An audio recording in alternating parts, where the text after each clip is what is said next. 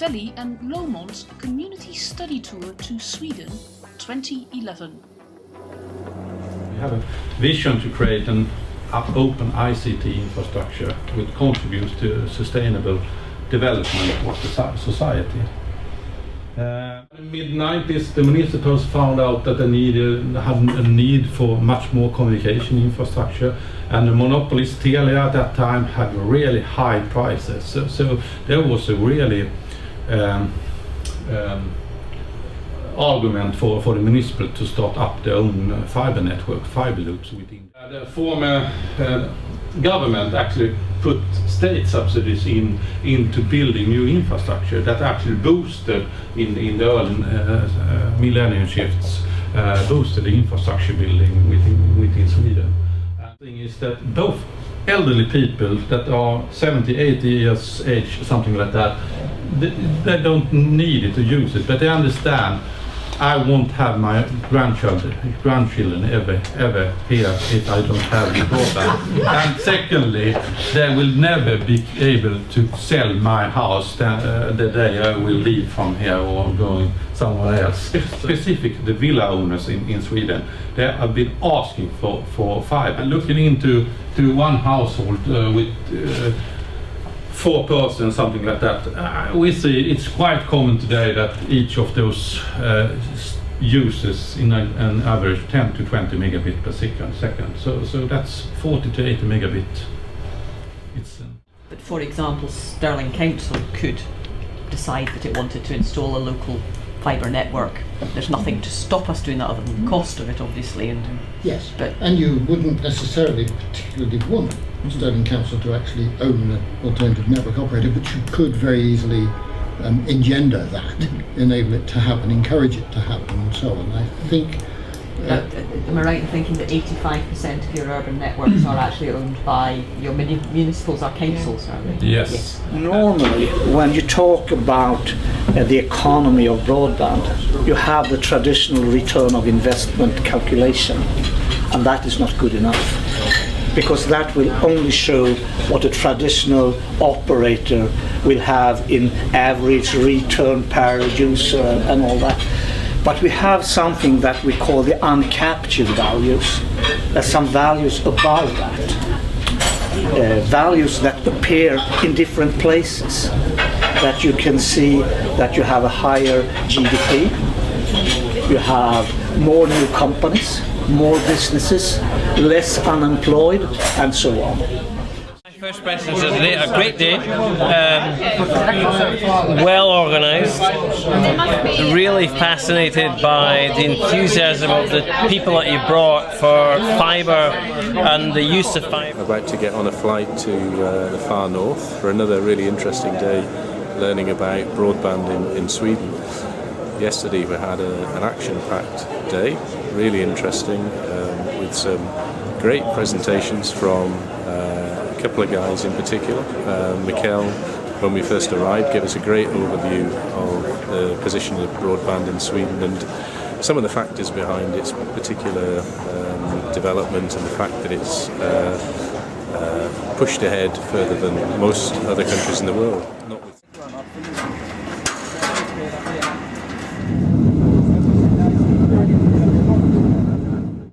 4.5 years ago, we formed Lunet, a joint venture, 50-50 owned company with Luleå Energi and Lulebo, the municipality housing company. So we let the service providers limit the speeds down to whatever they'd like to sell. We don't have any restrictions. So the customer has a contract with you and a contract with the service provider? Exactly. That's right. So we work for the local community and the households and businesses connected to us. So there's free choice of service providers then? Exactly. Also, what is a private customer? Is that a person who works from home, not a pure domestic user? It can be both. Yeah.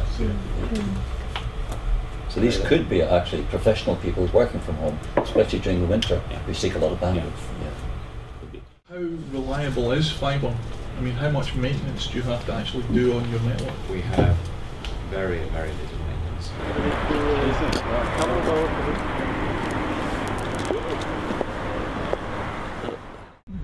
I think now they are blowing from here to outside the house wall. Right. And later on they go and drill the hole and take in the fiber and install the customer service equipment, customer premises equipment.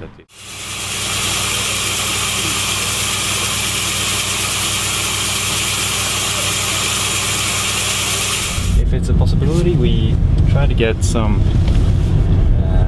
people, some local help from someone in the neighborhood who really wants it for themselves, and they realize if not a lot of people sign up, it won't happen. So we try to get their help, identify who these people are. Often they kind of claim that role themselves, and that helps in a big way. The dermatology specialist at the local hospital can make an assessment and prescribe at a distance. Patients don't need come here. So it's better for economical nature, for nature is better. Yeah. So. And they don't have to take a day off from their work, and children doesn't have to. They have to think where put the children for the whole day. So it's very comfortable for the patients, and they are very safe. Consultations take the same amount of time as it would if you saw people face to face, or does it take longer? Less time.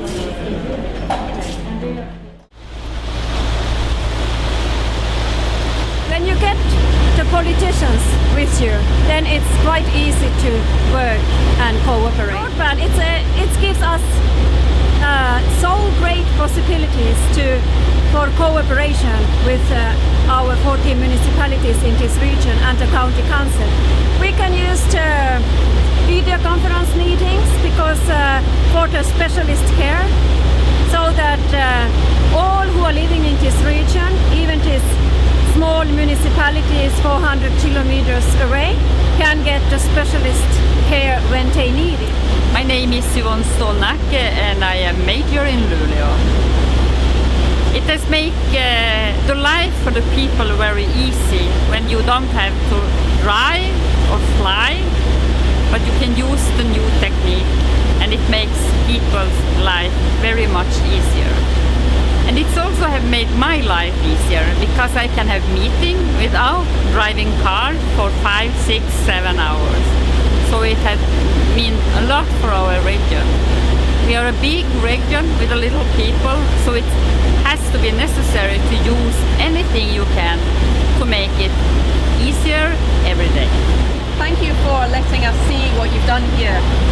It's really been inspirational for me to see what a community and a council can achieve together. I think I said that Stirling is about the same size as here and faces some of the same issues. So we have a large landmass, not as big as here, but we have some quite remote communities. And we also have a need to bring people together without people needing to travel all of the time. And it has been really interesting to see how you've been able to work with a company, with the community, and invest in digital infrastructure and see it as something that's not an extra and a luxury, but as an essential part of the way you do business, but also the way that your communities live. And I think that's something that we would really like to follow up in Stirling and learn just a very little bit from. And if we do that, we will have done 1,000,000 times better than we're currently doing. I'm really impressed with the public spirit ethos you meet in Sweden. How people can commit to work together and how important that is for any big community-wide project like development of a network for business and for domestic purposes. I think I've learned a lot about how that can affect a community and how a community can get together to carry all that through. It's not the technology is not the problem. We have that in plenty in Scotland. It's getting people together to make it all work and finding the leadership from within the community will actually be completely convincing. LEADER is a programme of European funding. It's acronym which means exchanging experiences and learning from other areas.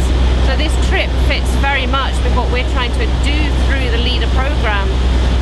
We're quite hopeful that there will be a project that will come from this that will kickstart superfast or next generation broadband in the Forth Valley area. Got a lot of inspiration from this trip, a lot of new ideas, a lot of different models that I never even thought of. It's been a very fruitful mission. We've found out quite a lot of items, met a lot of people with some great ideas, which we would hope to implement back in Scotland when we can finally get things moving and advise people on the way to go forward. I, as chairman of the business panel, would certainly be reporting back to the various business people in the area in Stirling as to the way forward and what the trip could mean for them. The one thing that did really, impress upon us was the way in which utility companies are responsible to their customers. In the UK, if somebody has a problem with a utility company, they basically have to write a letter, complain about it. Here, when we went to Lomond, if a customer has a problem, they can basically come straight to the office. They have basically built a network roughly the size of Scotland for very, very little money. They've received very little in the way of subsidy, approximately, I think it was about 5% of the total cost of the project, and they've basically built a state-of-the-art network that's probably the envy of anywhere in the world. We have about 30,000 connected households through fiber to the home, fiber to the building concept. And then when we say 30,000, it's where we have control of the signal all the way up to the household. If you look at connected through dark fiber, I would say it's more than twice that number connected to us. And just about this with dark fiber, actually, when Utsikt started, we worked a lot with dark fiber, not so much with fiber to the home. But we work with different companies, well, business customers, national operators and so on. And that fact made it possible for us to grow and actually grow with a profit in our company. So that's one really important thing about Utsikt that I think is a little bit differs us from other broadband networks in Sweden. Really high demand on fiber to the home today. If we go back 2 or 3 years or so, it was not the same. It really been the last couple of years. The demand to get fiber to the home have really accelerated. Do you know what the difference is between business users and residential users? Capacity wise? Yeah. Mostly, I would say a lot. They're different. A lot of companies use dark fibres. They'll rent dark fibres. Then you can do what they want with that. We'll just put the fibre from A to B, and then they put whatever connected equipment they want on it. Otherwise, 10 meg or 100 meg. Usually the companies. When somebody starts up a computer or wants an internet connection, plug in a computer. A page comes up, but there's 2 sides to it. They'll have Bredbands bolag or BT, say BT on that side, and then I'll have Utsikt's open network with our 9 ISPs on that side. So if somebody wants, I just want Bredbands bolag, click on Bredbands bolag, 5 minutes later, got an internet up and running or telephony. How are the traditional telecoms companies, reacting to companies like yourself who are deciding, we'll introduce an open network? I mean, are they happy with that? No, they're not. No. Even BT, equivalent to BT, Telia they're called over here. Yeah. They've started building up a few open networks, but they've only done it up 10 cities. I don't know. They always have a closed network only where the services are provided, but they can now see that most customers want to have an open network with a lot of service providers. So they have started that also. How many megabytes are going through that? Now, well, for the whole system in our and Cartron, it'll be the same here. I suppose it uses about total in about 800 meg. But I think a standard of about 10 per house is maybe enough. You have been up north and you are now in the middle of Sweden, so to say. I would like first to say a little bit about Linköping so that you understand what kind of city this is and where we're heading to. Not where we've been, but a little bit about that. We call ourselves a town where ideas come to life. 35 million crowns to finance the expansion of fiber-based broadband highways in those rural areas. It's important that people can get access to the broadband. That's right. For you, where all sorts of things come to life. You also have seen a lot of networks during your trip, and surely have seen it before as well. And you know, and certainly heard all the things that has to be there in order to build a network. It's the access like fiber or DSL. There's a lot of cabinets and devices and cabling and everything. And you have a lot of other things also to consider services. If you put them everything in this cloud here, all that stuff, well, the question here is what's it all about when you're having a network? Well, it's bringing services to the customers or to the users. That's really that simple. It doesn't matter if it's a commercial services or a public services or anything. That's what it's all about. And of course, if you are going to have an operation of a network that's going to last and at least not lose money, you have to do this in a good way, in a smooth way, and also in a flexible way. One of the things that has struck me the most is some of the most simple things around about having teleconferencing between GPs and consultants, and also some of the challenges around that, and that's about changing clinical practice and getting people to buy into it. If we don't get clinicians to buy in, then they're not going to use it to its maximum potential.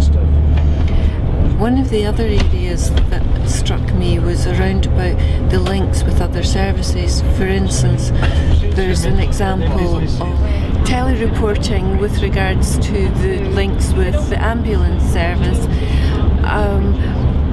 What they were doing was they were having direct reports from the ambulances back to cardiac units with regards to individuals who'd had a cardiac arrest and the paramedics doing an ECG. The cardiac unit was then able to read the ECG and make recommendations to the paramedics actually as they were travelling in to the hospitals.